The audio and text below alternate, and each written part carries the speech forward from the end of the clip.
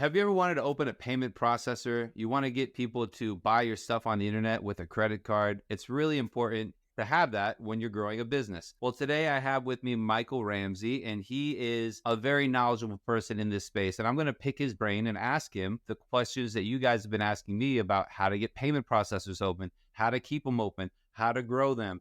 And we might do this in a two-part series. So stick around, but without any kind of further introduction, hi, Michael. Thanks for being here. Yeah, good. Pleasure to be on board. Tell us a little about like what you've been doing, how you're helping people with these payment processors. Yeah, well, just quick background on myself. I worked at Wells Fargo Bank for about 14 years, so was both on the financial services side, on the credit underwriting side, then also worked in the payments and treasury team, which that's where I really grew a passion and like a focus on helping businesses not only accept payments, but really grow and scale their businesses at a bank level. Then I helped build out a couple different international payment startups. One was in Ireland with Transformate Global Payments. That was an FX money service business. And then the other one was called Reach, which is a multi-processor platform, merchant of record. And then now I'm really in the middle between online entrepreneurs, online sellers that are selling internationally. So a lot of my clients are working in Europe or UK, looking to sell into the US. And I'm there to really guide and consult them on ways to not only select the right payment provider, but optimize, ensure that there's reliability when they scale. And then more importantly, we also help pull money out where they get stuck with like Stripe, Shopify Payments, PayPal.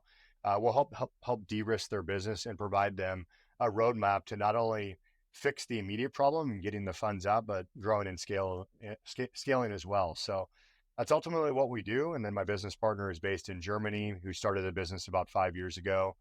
Joined him on this crazy ride last year, and we've just been growing and helping a lot of online sellers succeed. That's awesome. We're gonna get more into like what's an ideal client for you, how you can actually help people, because you're not out here helping everyone. It's specific clients, as I understand. But we'll get into that. I want to start from the beginning. So if we have an entrepreneur who's an international person who has a U.S. company and wants to sell, what are the main payment provider options? Like how do people get started with getting approved? Because I know there's like the high risk ones are tough, and it's a struggle for my clients. It's mostly Stripe. So what are you kind of telling people who are just starting, or maybe have an existing business somewhere else but open a new U.S. company, want to sell in a U.S. company?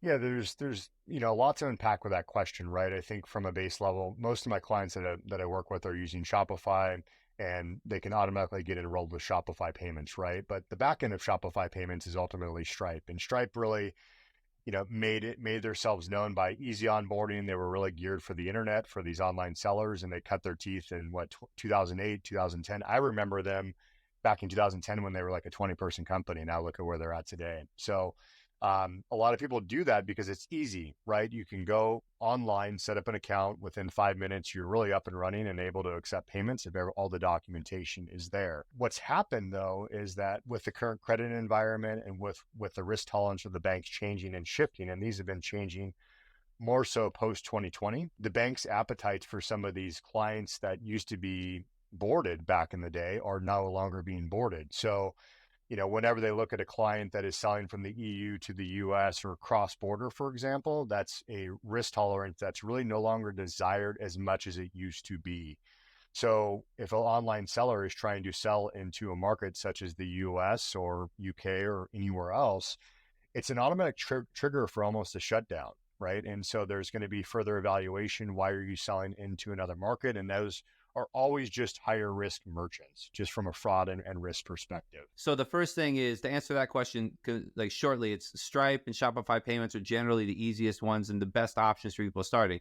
Now you have a lot of advice on how to get those accounts approved, but more importantly, keep them open and lower your perceived risk in the eyes of the merchant. That's what you're going to tell us about now, right? I think you're transitioning to that. Yeah, so that's one of the things is, we work with a lot of higher risk merchants that are doing, anytime you're selling stuff online, it's just higher risk, right? And then there's elevated risk if you're doing drop shipping where you don't have the inventory, in your local jurisdiction and you're selling across border and you have a third party that's really packing, shipping that product, right, and responsible for the delivery.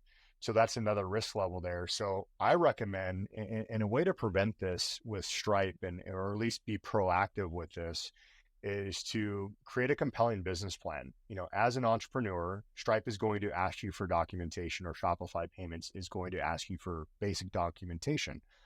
Now, a fraudster is not going to add a business plan or what the operational mechanics are, where there's thought around your product. They're going to provide the supplier information. They're going to go over the financial conditions. So we have business plans that we offer to help really be proactive in setting up with a provider like a Stripe or Shopify Payments to really mitigate the exposure of, hey, this is a bad merchant because they're doing X, Y, and Z because they're guilty by association. We're trying to pull them out of that with this business plan and separate them to show that they're responsible. So there are some preventative measures that you can take with these two mainstream providers that I see a lot of online sellers or international sellers leveraging. But there's a point where you really need to look at switching out of those providers, right? And so that's where you want to look at other providers that are more tolerant towards your risk, towards what your business model is and what you're doing. And so that's where we kind of step in and guide and counsel them to say, hey, based on your vertical and what you're focused on, this is the best provider and this is why. So we have a lot of boutique different independent sales or independent payment companies that we work with, not only in the US, but Europe, UK, across the world, that are really geared for merchants that are selling online and selling and scaling fast. For a new entrepreneur, it makes sense generally to start with Stripe and Shopify, line it up as much as possible, really get that going.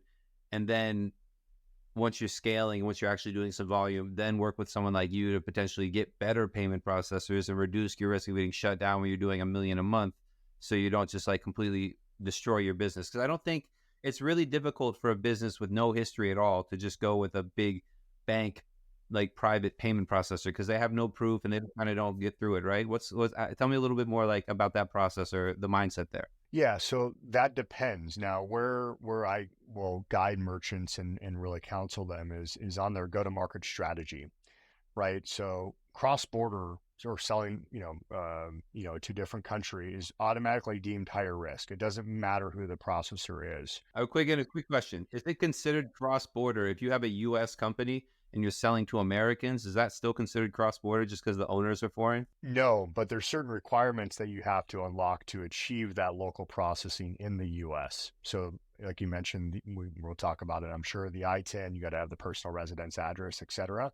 So when you're applying for Stripe, you can still say like you can be a Canadian with a Canadian passport and get your Stripe open for your LLC, but then the KYC of the owner is as a foreign person. But you're saying that if we have an ITIN and we have a residential address and you have like a little bit of history there, that can really improve your chances of getting lowering your risk with Stripe and with Shopify payments and all that, right? Right. Yeah. And there's processors within the US for non-US citizens or even new businesses that are primarily targeting the US that will take you.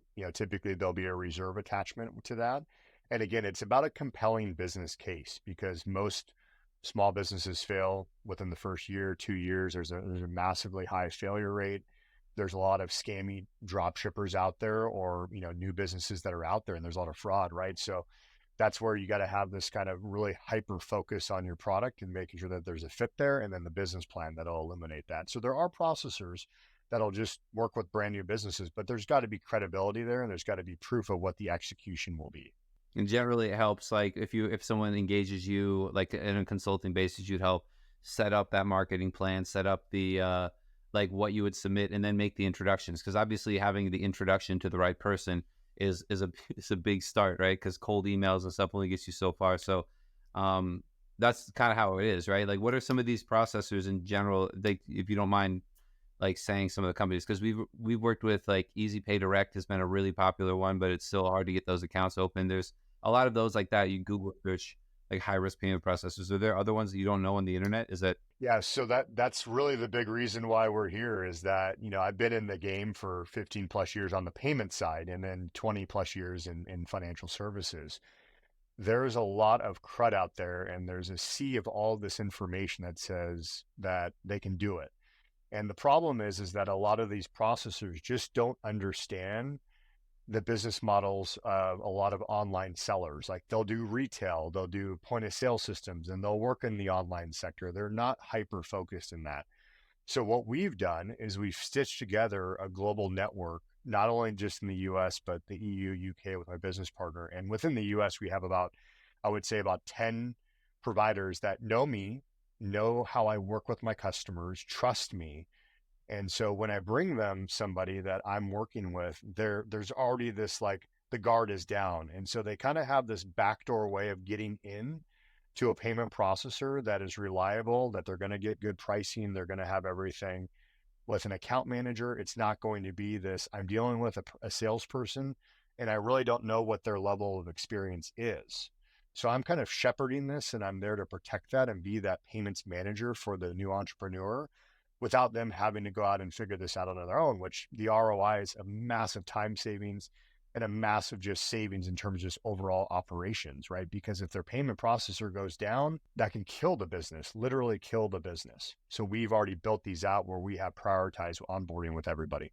Yeah, that's really cool. And I see a lot of similarities in what I'm doing. You know, I'm doing taxes and cross-border transactional like stuff, and you're doing the payments, but it's also it's on a high level, knowing like something really specific. That's just how the nature of the whole the world has gone into consulting, where we have these specialists in specific things, and you can get a specialist in the thing that it's hard to be a specialist in everything. It's I don't trust those people. We talk to the guys, Right. I'm an expert in Canadian and US tax. Like, no, you're not.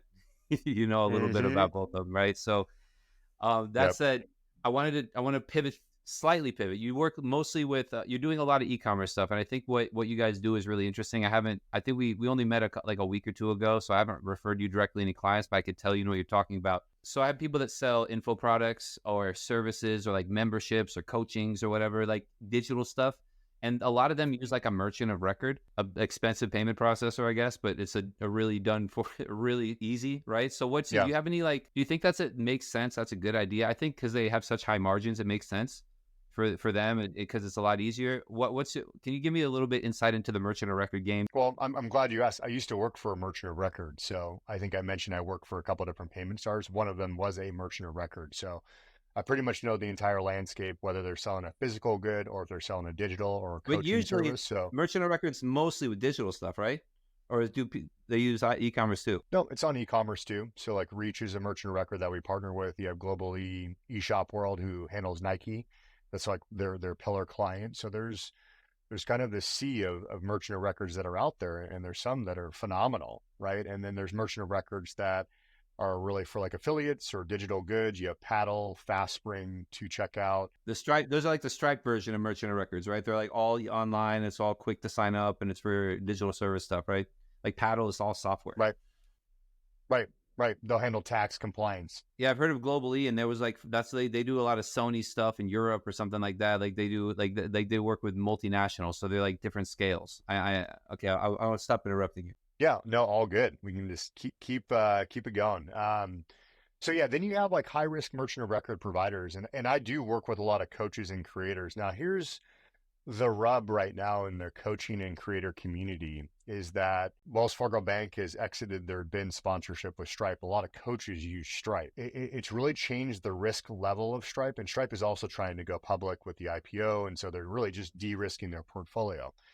So I look at it this way. The merchant of records are priced competitively. You have to know the landscape, which obviously I do working for a merchant of record, but there are some that charge a much higher price. But you just have to weigh the option. Are you willing to take the risk of going with the likes of a Stripe or another provider as a single standalone business, right? The nice thing about a merchant of record provider is that they are the master account. They are the merchant of record, and they have everyone underneath them, and they're pooling all that volume. So there's this like layer of protection against that sub merchant. When you're just boarding directly as a new creator or a new coach, you're a one-to-one relationship. So any like false step you have, if you have an early chargeback, you're pretty much going to get kicked off, right? So the merchant of record is good. And yes, let's say it's a 2% higher margin than what you would get with a Stripe or somebody else, but you're protected, right? So is that layer of protection worth it for you? And I think in most cases, the answer, and what I've seen and what the data is telling me, that the answer is yes. Now, some can charge pretty high amounts. You've been referring a lot of merchant of records is like where you've been referring clients to. Right. It seems Mm-hmm. like I've been trying personally to get underwritten by a bank myself, and it's been like 4 months, and I have like I'm an American. I have like a pretty straightforward business. My problem is I have international clients, so all my clients are abroad, so that's potentially higher risk. And yeah, I might have to do the same thing because I just use like a Stripe subsidiary, like a subsidiary of a Stripe account, like a HubSpot or whatever, Yeah. and Yep. they could shut me down any day, and then I have to figure it out and just only take wire transfers or crypto or something. It's kind of funny, man. There's all these different, like you have like WAP in school, and they're classified as a merchant of record, but they're kind of, well, they are, but they aren't. And what I mean by that is there are payments platforms that are dedicated as a merchant of record. Like my old employer, Reach, they are a merchant of record. They're not selling software in addition to payments. So they're a payments first company. So there are merchant of records that are very specific and a little bit more tactical with what they're doing. Now, if you're receiving a lot of payments internationally for your business. Yeah, like school, for example. I have a school community. Like, if anyone watching this wants to communicate with other international entrepreneurs, I have a school group. It's free, but I think it's with Stripe though. Don't you just pay Yep. Stripe? Yeah. Hmm. So Yeah, that Stripe's would the make back it, end. yeah, Stripe's the back end. So they're not really a merchant of record. Yeah. Well, the one thing too, and this is what I already see kind of what your problem is with payment processing. When you're a US based entity and you're receiving greater than like 30 to 40% of your payments overseas, foreign card, that's a trigger.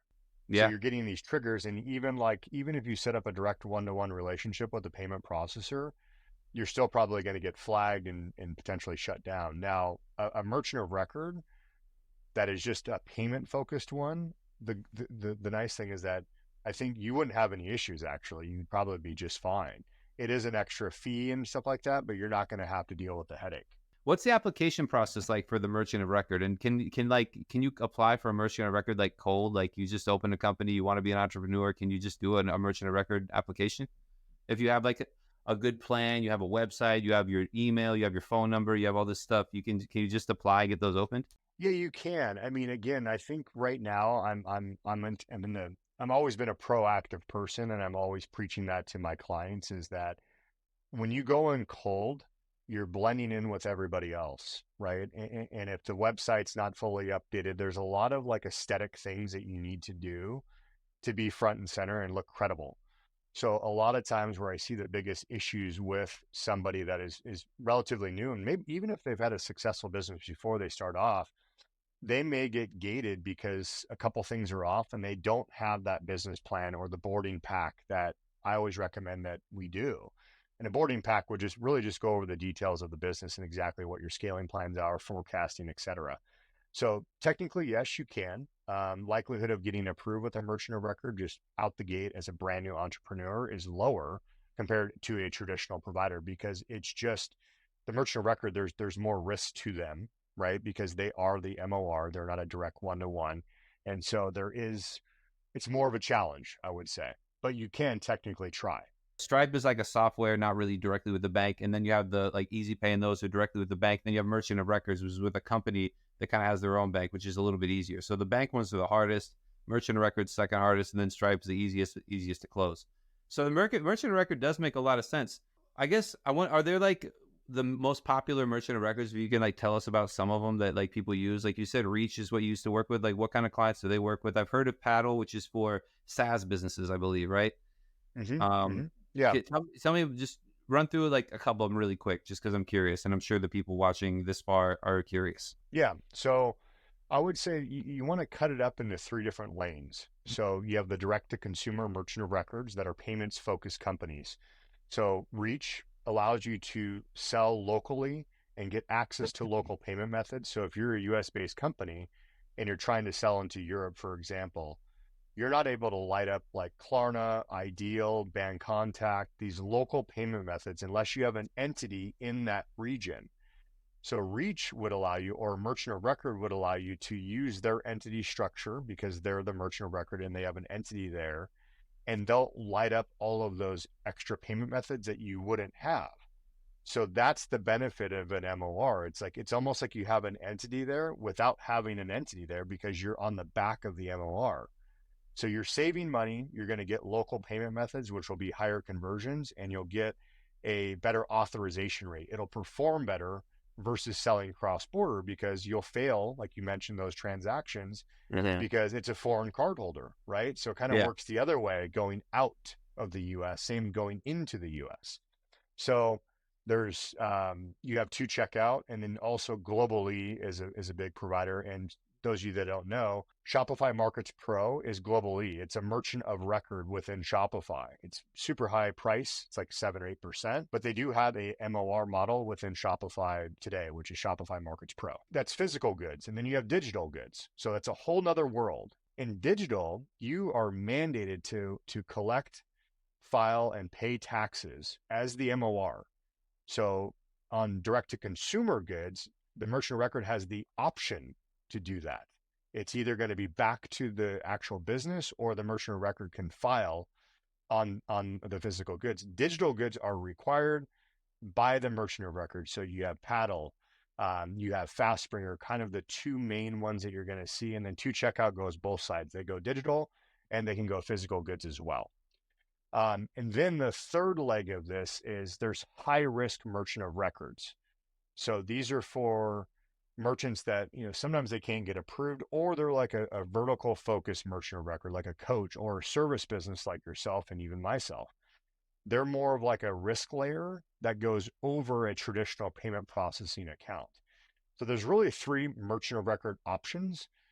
It just depends on your industry, where you're selling, the risk tolerance. It just depends. And that's where we can come in, and within 5 minutes, I'll be able to tell you where to go, versus a lot of these guys that I work with, there's so many out there. Well, they sell their own thing. Everyone's just selling their own thing. I mean, if you talk to someone, Right. they're selling, our option is the best. We have the best solution. Or we work with all the banks, and Exactly. we're going to send it to every bank and get you underwritten by the bank directly, which is so crazy. So Right. I can't even get it done. How is the guy from Uzbekistan got to get it done when he's selling shoes on the internet? He's not gonna. It's like, so that's really interesting. So I wanna kind of wrap this up with one last big question. Who's your ideal client? How are you helping people? What's your process like for if people want to work with you? Like give us the short pitch on like how you help people, who's the best person you want to help, and kind of like how it works. 'Cause I understand. I think we have to have another call for me, because I understand that like you have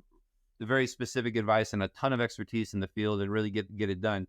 But I want to know who's like watching this video, who should actually contact you. Yeah. So I would say three buckets, kind of going back to the merchant record. There's, the payment processor setup. So someone just looking for a reliable payment processor. They've been through this gauntlet. I've tried to apply different banks. I got shut down, or it's taking me 5 months to get approved and I can't get anywhere. I can get you something done quick. But most of our customers come to us with a problem with a funding hold with PayPal, Stripe, or Shopify, or Klarna. It could be Maverick Payments. It could be any processor, and we help get the funds out and de-risk the business. That is kind of our main thing, and it's called a reserve recovery program. So we work with merchants that, they have 100,000 stuck at PayPal, or 500 grand stuck at Stripe, or wherever it may be, and we help get the money out. Now, in terms of like a dollar value, like for someone, would you help someone who's just starting? Do you have like a package for people who are just starting, who want to get set up and want like extra help going through that? Or are you are you working with like people who are doing 10 figures, like 6 figures a month or something? Like what's the scale there? Because I understand you can help people get the money unblocked too. And if you want to know about that, we're doing a separate video about how he helps people get funds unblocked. So you can click that in the link above. There is an ICP, I would say, where we really, I would say kind of our zone is that 100,000 a month to, I would say, 500,000 a month. They've got product market fit. They're just running into problems as they scale. They're getting, they're focused on too many things. They want to offload their payments, their operational risk, and just chargeback management fraud to somebody like us. And we would help scale them, right? So our goal is to get them from 200 grand a month to 2 million a month. That's the goal. We do have options for startup companies now. We just launched an academy.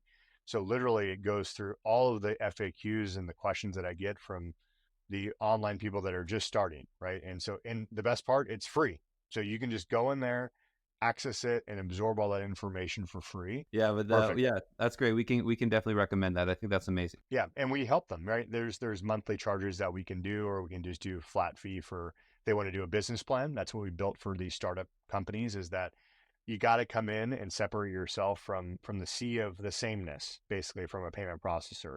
So we help them, and we really say dig into the product, what their scaling strategy is, and go to market, and et cetera. So we do work with startups. It's just you got to be a serious entrepreneur, and you got to want to make it happen because we put just as much in as they do. Yeah. So yeah. So that gives you kind of an idea. But we have like our biggest client does they're right around 8 million a month right now. That's awesome. Definitely, if you want to learn more, you can join Michael's Academy because he really wants to help you. And then when you get to 6, 7 figures, or when you want his help, they do this as a business. What I'm doing, I'm helping you get the company set up, pay the taxes correctly or not pay taxes, get bank accounts, get a lot of that stuff that you need that we didn't even talk about. But once you have all that stuff ready and you need to process payments, Michael's the guy. You can tell by the interview, he really knows what he's talking about. Information below, like and subscribe if you like the video, and click the link. We have another second part of the interview where we're going to go through how to get your money back from payment processors when they hold it. So thank you, everyone. See you on the next one.